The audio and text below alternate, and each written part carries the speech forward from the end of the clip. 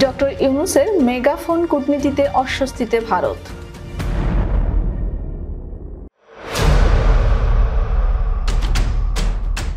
ছাত্র জনতার ব্যাপক আন্দোলনের মুখে গত ৫ আগস্ট প্রধানমন্ত্রীর পদ থেকে পদত্যাগ করে দেশ ছেড়ে ভারতে পালাতে বাধ্য হন শেখ হাসিনা। তার দেশ ছেড়ে যাওয়ার পর দায়িত্ব নিয়েছে অন্তর্বর্তীকালীন সরকার। তবে শেখ হাসিনার ক্ষমতাচ্যুত হওয়ার পর প্রতিবেশী ভারত ও বাংলাদেশের মধ্যে সম্পর্ক রয়েছে তিক্ত অবস্থায়। এর মধ্যে বাংলাদেশের অন্তর্বর্তীকালীন সরকারের প্রধান উপদেষ্টা ডক্টর মোহাম্মদ ইউনূসের একটি সাম্প্রতিক সাক্ষাৎকারও ভারতকে অবাক করেছে। গত সপ্তাহে ভারতীয় সংবাদ সংস্থা প্রেস ট্রাস্ট অব ইন্ডিয়াকে দেওয়া এক সাক্ষাৎকারে অধ্যাপক ডক্টর ইউনূস দিল্লিতে থাকার সময় হাসিনাকে কোনো ধরনের রাজনৈতিক বিবৃতি দেওয়া থেকে বিরত রাখতে ভারতের প্রতি আহ্বান জানান। হাসিনার প্রস্থানের পর নোবেল শান্তি পুরস্কার বিজয়ী ডক্টর ইউনূস বর্তমানে বাংলাদেশের অন্তর্বর্তীকালীন সরকারের নেতৃত্ব দিচ্ছেন। তিনি বলেছেন, বাংলাদেশ হাসিনাকে ফিরিয়ে না আনা পর্যন্ত ভারত যদি তাকে রাখতেই চায় তবে সেক্ষেত্রে শর্ত থাকবে তাকে চুপ থাকতে হবে। এই মন্তব্যের মাধ্যমে ডক্টর ইউনূস স্পষ্টতই গত ১৩ আগস্ট শেখ হাসিনার বক্তব্যের কথাই উল্লেখ করেছেন। ওই সময় শেখ হাসিনা ন্যায় বিচার দাবি করেছিলেন এবং বলেছিলেন সাম্প্রতিক সন্ত্রাসী কর্মকাণ্ড, হত্যা ও ভাঙচুরের সাথে জড়িতদের অবশ্যই তদন্ত, চিহ্নিত এবং শাস্তি দিতে হবে।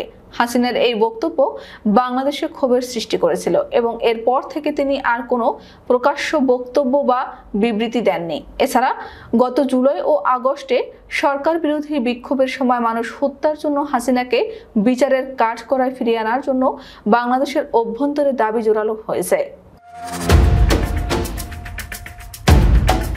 ডক্টর ইউনূস তার সাক্ষাৎকারে আরো বলেছিলেন, উভয় দেশকে তাদের দ্বিপাক্ষিক সম্পর্কের উন্নতি করতে একসাথে কাজ করতে হবে। বর্তমানে এই সম্পর্ককে তিনি নিম্ন পর্যায়ে রয়েছে বলে বর্ণনা করেন। অধ্যাপক ইউনূসের এই বক্তব্যের জবাবে ভারতের পররাষ্ট্র মন্ত্রণালয় আনুষ্ঠানিকভাবে মন্তব্য করেনি। তবে দেশটির কর্মকর্তারা অস্বস্তিতে বলে জানা গেছে। ভারতীয় একজন কর্মকর্তা নাম প্রকাশ না করার শর্তে বিবিসিকে বলেছেন, ভারত অপেক্ষা করছে এবং বাংলাদেশের চলমান ঘটনা প্রবাহের দিকে নজর রাখছে।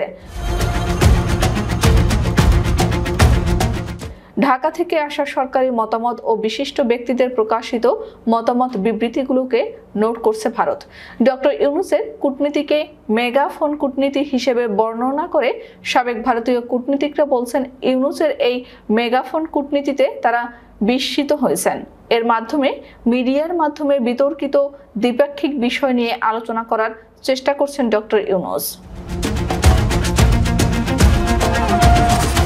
ঢাকায় দায়িত্ব পালন করা ভারতের সাবেক হাই কমিশনার বিনা সিকরি বলেছেন, ভারত অন্তর্বর্তী সরকারের সাথে কথা বলার জন্য এবং বাংলাদেশ ও ভারতের সকল উদ্বেগ নিয়ে আলোচনা করার জন্য নিজের প্রস্তুতির ইঙ্গিত দিয়েছে।